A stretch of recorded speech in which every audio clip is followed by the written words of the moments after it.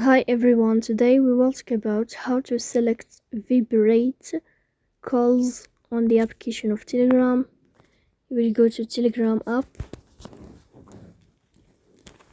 In this page, you will go to above to this sign and you will enter.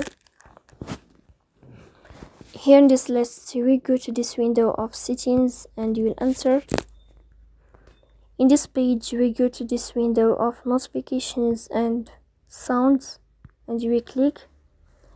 Here in this page you will find Vibrate and you will click, and as you see here in this list, you can turn on Vibrate notifications or Vibrate calls notifications. You can choose if you want short, long, or only on silent like this.